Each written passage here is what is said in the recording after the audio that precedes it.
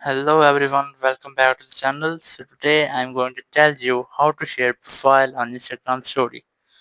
If you want to promote your friend or anyone else and you want to share the profile of the person on your Instagram story, so let's see how can you do it. First, you have to open your Instagram app and here look for the profile which you want to share as your own story.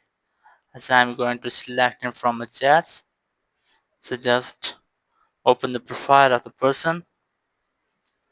And in the profile section, you just have to tap on the three dots in the top right corner of the screen.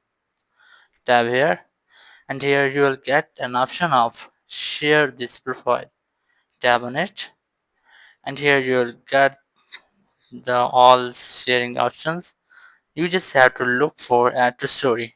Here's that option. You can find it to scrolling here, and here's the option. You just have to tap on it, and after that, the Instagram will create a sticker type pop-up to your friend's post. And now you just have to select your story.